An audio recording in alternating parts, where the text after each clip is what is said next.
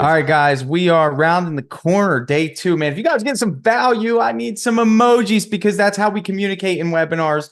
If not, if we were in a live setting, I'd have you guys, scream and shout and stuff. But there's people all over. We got 250 business owners, and can you imagine the amount of money that you could be making right now in sales? But instead, you decide to spend your time with us here at Liftoff. Always grateful. We are trying to put on a great event for you guys virtually. A couple reminders. The expo's coming up in Orlando. Would love to meet some of you. This might be the first time you go to an expo. You might be like, is it worth paying $800 for a ticket? Is it worth paying to pay for a hotel to get there? Is it worth paying for a flight to get there? First of all, every bit of that's a write-off. Tell your accountant you plan on doing it, and all the food you buy and everything that you do there is a write-off for your business. Invest in that. If you do one event per year, it could change the trajectory of your business. If you think this is valuable, imagine being at a round table, actually face-to-face with individuals, or having sidebar conversations where people are just unloading their secrets of how they're being successful. Actually, our good friend Nick Slavic attributes the expo link is PCA Paint Ed. Just go to the PCA website. It's on there. Big Thing Expo.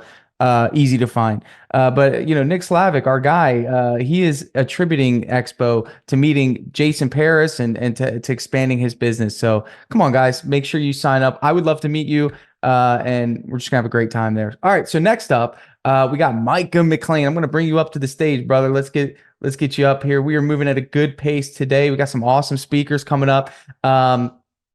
Micah, what's up, my man? What's up, buddy? How are you? Good, brother. Good. So Micah, he's one of the hometown heroes. He's not too far from me, Florida guy, and really somebody that I admire in terms of the way he conducts business. Everybody that I bring on here is somebody that I value. I wouldn't put anyone in front of you that I didn't think would have your best interest in mind. Micah, you're a stand-up guy. You're calculated in the way that you do business. You're an absolute brain when it comes to marketing. And man, we're just excited to have you. And by the way, Micah took a voluntary position to help people in DripJobs that are having technical issues setting up their Yeah. domains for the Yeah. blast, which we very much appreciate his help in Absolutely. doing that, man. So Yeah. Micah, man, run it, brother. Let's see how many we got here. We got 250 plus. All eyes on Cool. you, my man. We're excited. Awesome, man. Well, cool. Let me share my screen here real quick. Awesome, guys. Well, I appreciate being here. Guys, this is an amazing event, and I've been chiming in and out since yesterday. A bunch of amazing speakers. Super excited to be here. Very honored, and everyone just give a thumbs up for Tanner for putting this whole thing on. That's just really super amazing. So when I saw the lineup, when I got asked to be here, I saw the lineup, and there's a bit of marketer. Someone actually commented a second ago, "Go, I can't wait for the next marketer." And funny enough, here I am, another marketer. So sorry, Aaron, you'll have to put up with me before you get to someone that's a non-marketer. But I saw a bunch of marketing stuff in here, and everybody's amazing. Justin was awesome. That last bit was great. But I knew that everyone was going to come with a bunch of tactics. So most of you guys that know me know I'm really into Google Ads, very advanced. Like Tanner said, I'm very like numbers, very methodical. But I knew we had a bunch of tactic stuff coming from some of the other guys, and I didn't want to do the same thing. So what I thought I'd do is I'd step back and talk about a bigger picture concept. And so I created this to talk about how we can create better companies using branding. Now, to do that, I'd like to start with a little bit of backstory on me. So I was in the Air Force from 2000 to 2006, and that was during the 9/11 conflict. So I was actually asleep when 9/11 happened. I was working graveyard shift, and I got a call in the middle of the night. I just got home, went to bed, got a call in the middle of the night, threw my phone across the room, and phone kept ringing. So finally, I kind of begrudgingly got up, opened and got the phone. It was my boss. He's like, "Why aren't you in?" I'm like, "I just got home. What do you mean? Why am I not in?" And he was like, "Turn on the TV, take 5 minutes, and then get your butt to work." And so I did. And, we all know what happened there. So got to work, went in the shop. Of course, we're deploying pretty much immediately. So now this part this isn't really that critical. But when I knew that I had to deploy, we were going for an unknown amount of time. We didn't know if it was going to be 3 months, 3 years, or how long it was going to be. So I started asking some of the people. I was brand new. I was really young. Like I think I just turned 20. And so I asked some of the senior guys that had been on deployments before, like, hey, what do I do? What do I pack? Like, what do I need to? I have no idea. I've never done this before. And pretty unanimously, everyone was like, you got to bring some form of entertainment. You're going to have like, yeah, there's going to be a lot of stuff going on, but you're going to have lots of boredom time. So bring like a music player, a book, or whatever you want to do. I'm like, cool. I didn't have a portable music player, so I decided to go to an electronics store and buy one. And what was interesting is I go into this this electronics store. Circuit City is kind of the Best Buy of that day, and I'm standing in front of this giant display of what seemed like 1,000 choices. And there was all these Japanese brands that I had never heard of, and Toshiba and Sony and all these brands. And I'm reading the packages. I'm trying to make a decision on what to buy. I don't have a lot of time. And the entire process for trying to figure out what was a good product to choose was convoluted. I'm looking at like tech specs and data rates and all these numbers, but there's nothing really helping me make the decision. Now, keep in mind, I worked on airplanes.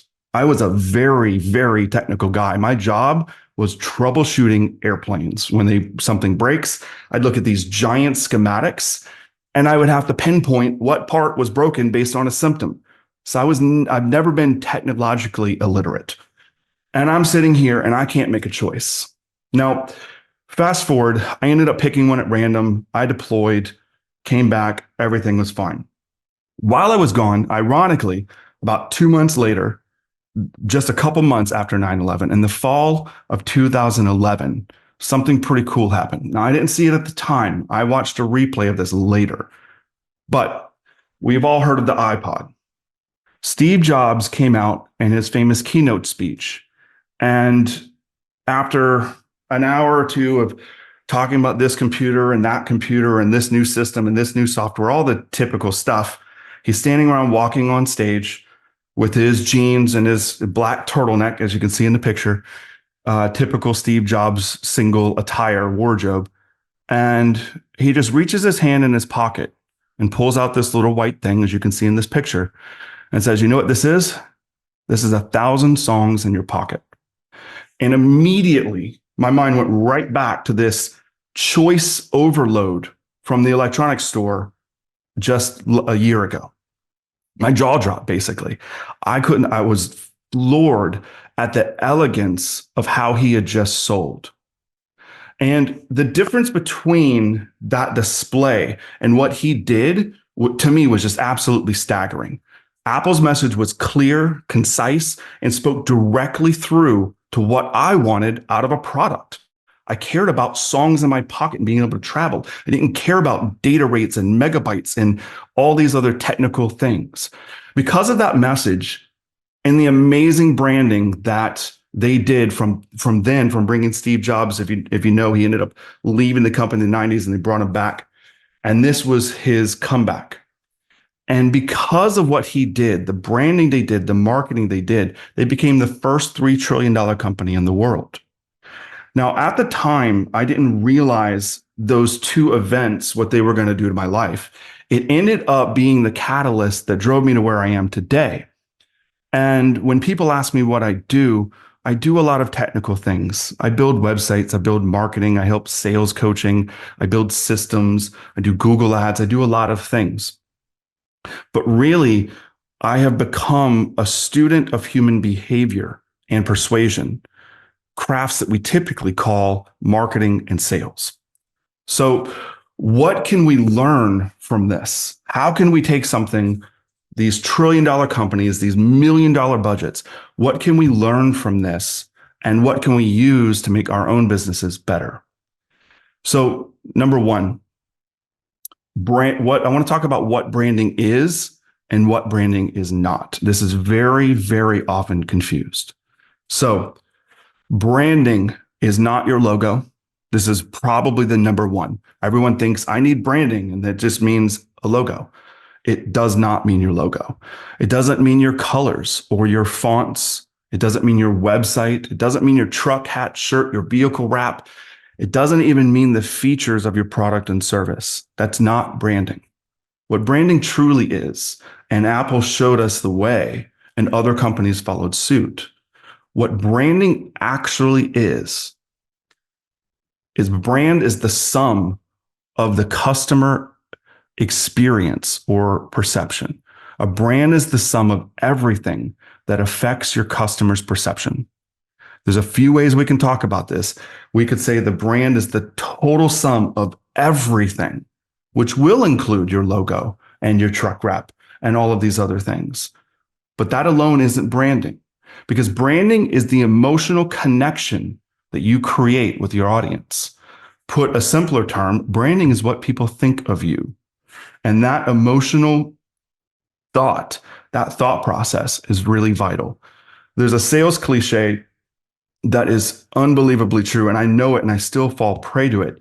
People make decisions emotionally and then justify that decision logically. And so if we know that every buying decision is an emotional one, then our brand needs to be an emotional brand. Number 2, understanding your brand gap. So this is something that I talk about internally with our team and when we're trying to build companies. A brand gap is the difference between the average market value of what you do compared to the average market value of your service compared to what you can get away with charging. Let's say the average cost for the average paint contractor price for a 2,500 square foot exterior home is $4,000. And I don't know, don't judge me on this, I don't know. But let's just say that it's $4,000 in your area. If you can charge $5,000 or $6,000 because of your brand, that gap, that's the value of your brand. So why can Apple, so we talked about Apple in that presentation, but when they came out with that iPod, it was 3 to 4 times as much as everything else in that shelf that I talked about. All the Toshibas and all the Sonys, they came up with this iPad and they charged like 3 or 4 times as much for it. How are they able to charge multiple times more for effectively the same thing? Their player wasn't better quality musically. Most of them held about the same amount of songs, although no one else said that. So what was the fundamental difference? They all played MP3s. They all hooked to your computer and you downloaded songs. This is before they streamed. So you had to hook them to your computer, download songs. They all came with earbuds. What was the fundamental difference? It wasn't hardware. It wasn't the capabilities. It was the brand. The same thing could be said for other companies. Nike charges 3 to 4 times as much for that compared to like a brand like New Balance. But yet you can buy a decent running shoe from both. Why can Nike charge so much more, charge a premium price, $100, $200 for a pair of shoes, and New Balance is over there at a discount in shelf for $30, $40? Why? It's not because the shoe. Both shoes are comparable quality, they're both good. It's because of brand, because Nike has a story and they built a brand. That gap between average and you is your brand gap. Now, it's important to understand that that brand can be both positive, neutral, or negative. If you've invested a lot of time into building your brand and your customer experience, then that will be a positive change. So if the average is X and you're able to charge above market value, then it's because you've done that branding stuff. You've allowed that to happen. And if you haven't, if you are below market, then you're going to struggle to keep up and you're going to be commoditized and lumped into something that you probably don't want to be in. So, number 3, understanding your customer journey. And so if we think about if the branding is the emotion that your company gives, then the customer journey is key to improving your brand and your company. And I know that Tanner's going to love this because he's all about the customer journey. And that's why his tool DripJobs is amazing, because it's part of that process. And I think that we all innately realize that we need to make better processes. And a lot of people here I know Brad Ellison has an amazing process. Jason Paris does. All of the guys on here. Eric has a new painting company. He focuses on that. But the point of this is to reassociate what we think of branding as being that same customer experience. Because if branding is more than a logo, branding is the emotional connection, then everything we do from start to finish is part of that journey and becomes part of our brand. So improving your customer journey is the key to building.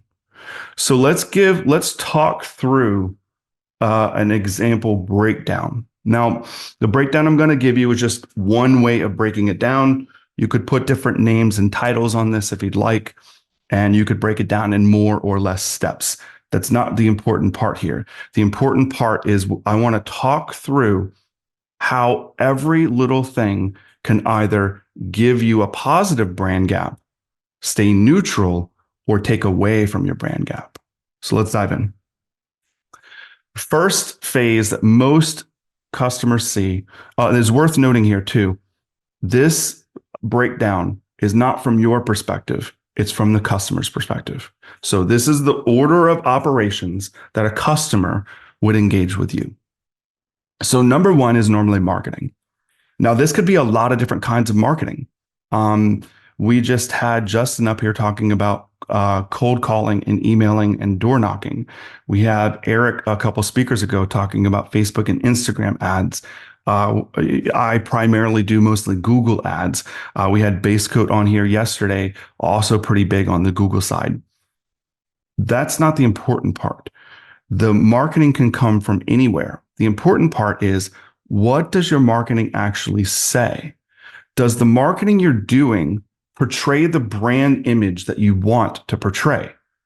How many times has someone driven around your city, you're getting off an off ramp from an interstate to kind of get into town, and you pull and you're at a stoplight just getting off an interstate, and you see a really sloppy handwritten sign, "Will paint home," and then there's phone numbers on there, and the phone numbers run off to the side. It's not even like nice handwriting.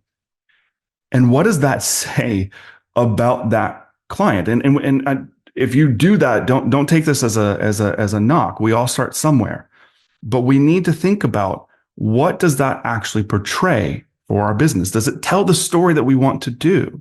Do we want to be an elite provider? Do we want to be just average, or do we want to be below average? And because this is the first thing that a customer sees, it's probably the most critical thing that you get right. If a customer sees a sloppy road sign, what kind of customer is going to be calling that sign? Very likely someone that wants a very, very cheap vendor that they're going to nickel and dime to death. So the people, ironically, that do that kind of low-end marketing end up being the same type of person that complain about the customers that they have. But they set the stage for the very problem that you have. So whatever the marketing is, whether it's Google ads, your website, local service ads, video marketing, Facebook and Instagram, postcards, the wrap on your truck, referral marketing even. Maybe you do radio and bus signs and traditional media. It doesn't matter. But what does matter is that you've thought through what you want to say about your company and what you want them to know about you and believe about you and feel about you, because that's the power of branding. That's what branding really is. And this marketing is the first stage. Even if it's a referral, some of you guys work mostly on referrals. I do great work, and that referral business keeps me going. Fantastic. The end of that job, which we'll talk about in a second, the end of that job sets the stage for what that person says to their referral. And that becomes their initial point. So the next door neighbor of the house you just saw, when they saw you on the job site, that was marketing for them. It might have been doing the job for the paint job you were on, but it wasn't to the next door neighbor. To them, that was their first touch point. That was them seeing you in action and starting to paint a picture of who you are and what you are. So it's important that we dial in that marketing. So moving on to the next, This is where DripJobs is absolute king. The next couple steps, actually. So I'm going to tell you a quick backstory. I primarily work with painters. 95% of my clients are painters. I do take on other contractors. I had a few years ago a refrigerator repair guy out of Chicago called me up, had seen my Google ads work, and was like, Micah, I need Google ads. I need leads yesterday. I've been in the business 20 plus years. I'm really good at what I do, and I just need leads.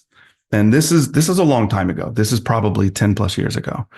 And my agency processes were not as refined as they are now.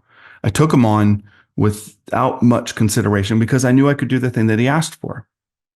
What I didn't do is make sure that what happened after marketing was on point. And so we set up a landing page and Google Ads and call tracking numbers. We made sure phone recording is on. That's all pretty standard Google Ads stuff. And turned it on. And then it gets going. And I think first week he probably had like 10 or 15 calls. And then I called him the next week and was like, hey, how are things going? He's like, the leads suck. I can't close anybody. I was like, okay, well, he gave me some feedback. I went back to the drawing board, went back to marketing, dove into keywords and did some changes and came back next week for another chat. And we had even more leads and he was still complaining. They still suck. So I was like, okay. So I went in and started listening to call recordings. And here's what I heard. Someone would call and be ring, ring, ring.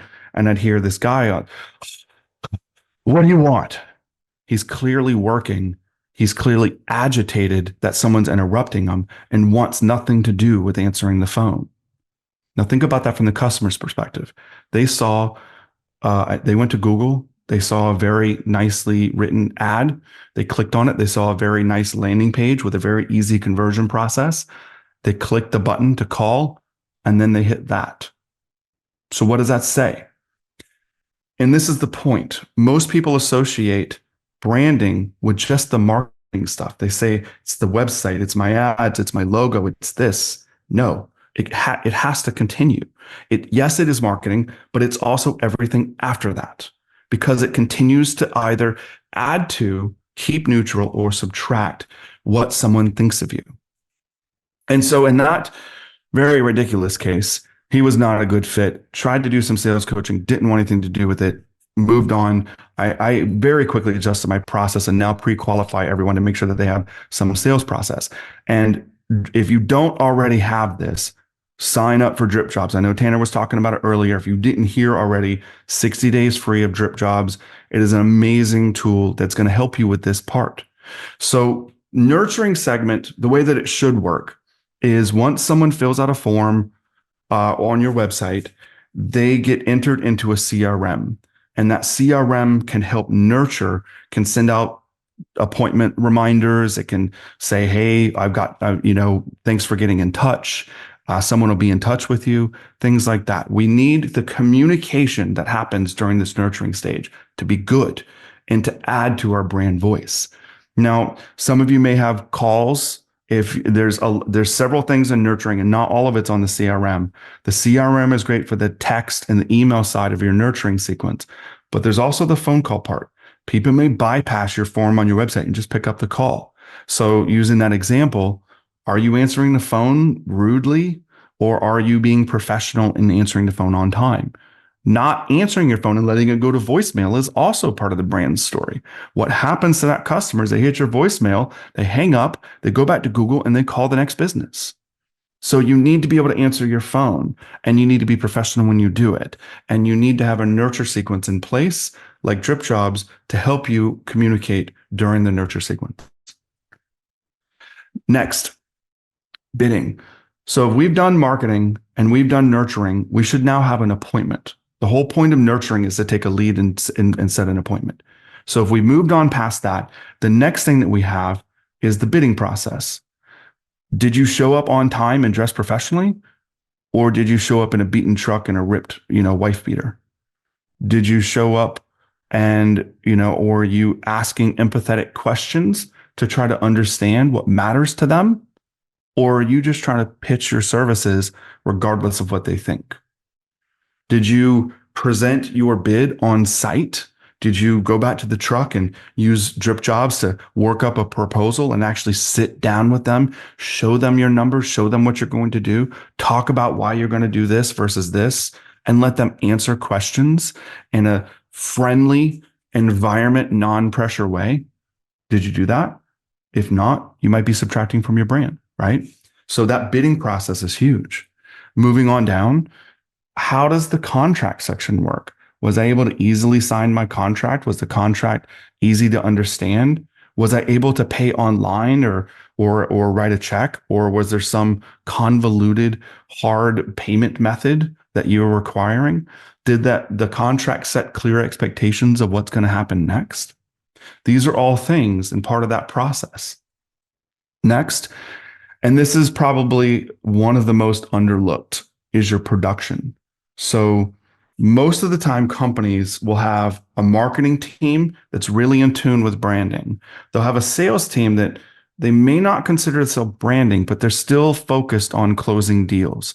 And so their job is to paint the picture of your company in a good light. So in a way, even if by accident, your sales team is probably also doing some emotional branding, even if they don't realize it.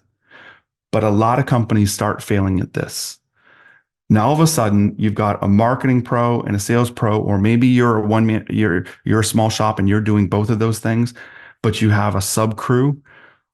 And I know Brad Ellison talks about this a lot, and I'm pretty sure in his talk later he's going to talk about this. But what happens on the job is also part of that customer experience, and it's pivotal. Because at this point, they've just given you thousands of dollars. They've probably talked to multiple contractors. They definitely went to multiple contractors' websites, and they have vetted you and decided to go with you because of the brand picture that you've painted so far. Now, what happens now if you show up or you're not showing up anymore? Now it's your production crew. Let's say you have a sub crew. Let's say they show up late.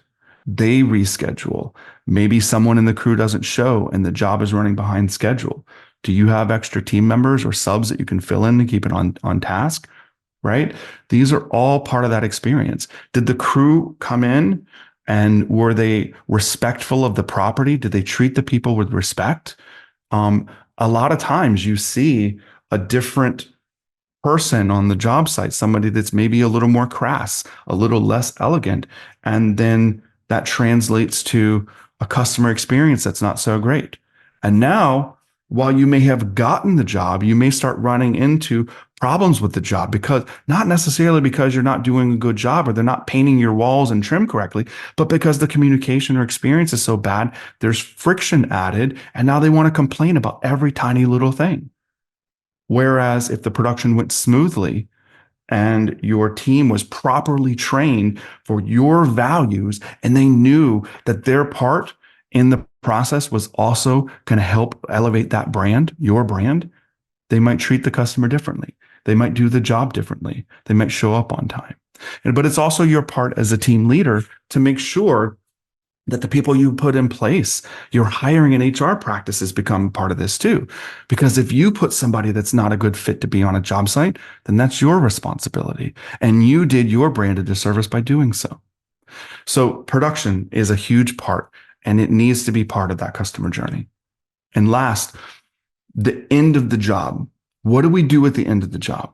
A lot of people just say, okay, cool, we're done. Do a Q&A, and then they leave, do a final walkthrough, and then they're done.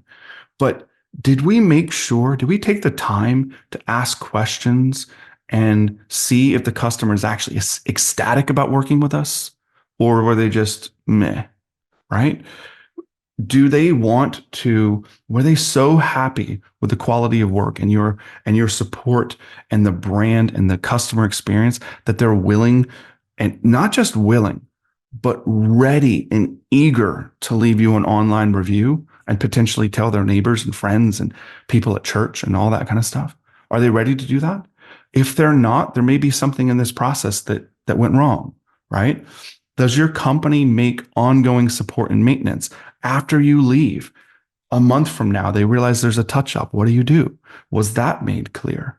Is there maybe some sort of support or maintenance program? Or maybe how does the process work for coming back and doing other work in the future? At the end of this job, it's not just about the last brushstroke and leaving. It's also about leaving that customer on a place where they want to work with you again. They were happy, ecstatic, elated about the job that you did, and they're ready and eager to tell other people about that process. And if that's not true, then somewhere along from marketing to here, we went wrong. So the key thing here, the key takeaway is that improving your customer journey is the key to becoming the biggest and best in your area. I would say even outside of your area. It's huge. Outlining the processes from the customer's perspective and optimizing every single aspect, both micro and macro, everything that they do is the key to growing that company and having the kind of company that you want. My final thoughts here. Your brand is your customer's emotional perception of you. And it's your job, your responsibility to influence that in the way that you want them to perceive you. The single biggest thing you can do is to become a student of your customer, similar to how Steve Jobs did with Apple. He was wildly successful with what he did in the company that he built, not because of the products, but because of his undying, relentless goal to understanding his consumer. And if you take even a little bit of that and you optimize for their experience, listen to your customer's feedback without getting insulted, without getting defensive, and you're always iterating your processes to be better for you and, most importantly, your customer, that is really the entire process of becoming a better brand. So with that said, Tanner, that's the end of my presentation. I really appreciate it, and I hope you guys got a ton of value out of that. I know that's not normally the kind of thing that I talk about, Tanner. You've seen a bunch of stuff I do, but this was kind of the mile up of what I see. And the brands that I work with, I think Russell Peach is a really good example. Russell Peach is an amazing dude. And he doesn't just think about, yeah, he's got a really cool logo and a really cool vehicle wrap, but he thinks about constantly every single process. Every phone call I've ever had with Russell has always been him thinking about something new that he could make better in his business. And he's not doing it for him. Partially, yeah, I mean, there is some thing will come back, but part of it is just because he wants to build a better customer experience, so he knows that's going to elevate his company. And I know, Tanner, you do that too. You're always talking about process, and that's probably part of the reason why you built DripJobs in the first place. Am I right? It was a necessity, man. This is my favorite. I mean, out of all this, like, this is my thing too, man. I love this. I think it's so important. It's hard to put into words, but you did a really good job. Like, it's just Thank you. really hard to put this like thing into words, but if we can be empathetic toward our customers, and it's about alignment, man. And it's such a cool topic. Micah, you're a gem, brother. I appreciate what you've done on this slide to bring in something different that nobody was ready for, but I know it delivered. Guys, give me some questions from Micah as we transition on Liftoff 2024. Let me get some questions here. I'm going to go through, guys. If you have any questions. Oh, Micah, don't you offer a service or something? Yeah, I actually have one more slide. There's actually 3 ways that I help people grow. If anyone's interested in chatting with me, I have 3 different main ways that I do. I have a Facebook group called Local Growth Academy, free group, and I do live stuff there. I have like downloadable resources and guides. I do marketing campaign audits and a bunch of really cool stuff there. And that's all there. That's 100% free. We actually just launched a coaching program, something we were working on for about 6 months. That's at localgrowthacademy.com. And then, of course, we have our agency services at searchgrow.com, whereas most of you guys know me from that. The other stuff is a little bit newer, but we're really excited about launching that education side of our business in 2024. We did that mainly because some people either have been burned by agencies in the past and just don't want to do it. And so we basically just opened up our SOPs for that. or maybe they can't afford it. There's a lot of people that are at a place like, especially in that like new spot where they are maybe under a couple $100,000 a year and they just cannot afford to spend several $1,000s on marketing. I'm trying to give them tools to get to that next level, regardless of whether they work with me after that or not. It's irrelevant. I've got playbooks in there for exactly how to get from that starting spot up to where you're at like the $500,000 spot. Typically around that spot, I think that most people should probably hire an agency. But the coaching program and the LGA group is designed for people that are under that. And it's designed to help them get some traction. And if anyone wants to chat, just search quickgrow.com/call. Love it. Love it. Jason Paris is dying to know about the Bernoulli principle. Any thoughts on that? I'm actually not sure what that is. Well, maybe Jason could tell us in your speech, because we got Jason and we got Brad coming in together. I love it. I love it. So any other questions for Micah, guys? Jump in. What's that link again? One more time. I'm going to post that link here. Search clickgrow.com/call. /call. I see a question here from Greg that figure where we should get an agency. It's Greg, it's not a hard rule. But I typically see that people that are around the 500K mark are typically at a place where they should probably hire an agency, maybe a little bit lower, maybe a little bit higher. And it kind of depends on exactly what kind of marketing you're doing. And then I know like Brad Ellison has brought his marketing back in-house. And a lot of people say that once you start getting up to like the multiple million, like the $3 million, you might still have marketing vendors, but you're probably also going to need to have marketing in-house as well, or your entire marketing in-house. So it's really kind of somewhere in, I'd say, the 300,000 to 3 million range where most people are going to be good fit to work with a marketing agency. Lower than that, you probably need to put in some sweat equity and find a program that can help you do the things you need to do to get there. And then in that middle, you might have different agencies doing different things. I know some people have me doing Google, have Eric doing Facebook, and then maybe have Justin doing outbound. Like you might deal with multiple agencies because every one of them has specialties. Like I do not do outbound. I don't do what Justin just did before me. I don't do it. I have done outbound cold calling personally, but I don't do it at a level where I would ever want to train it. And then Eric is actually, he's the man on Facebook stuff. So a lot of people will hire different people for different roles. And then there's probably also some logic into which one you want to do first, but that's a little bit longer of a conversation than we have time for here. Love it, man. Guys, connect with Micah. Brother, I appreciate you, man. Thanks so much for what you're bringing to not only the value here, but to our DripJobs clients, man. And I know we'll be connecting soon. Thank you, guys.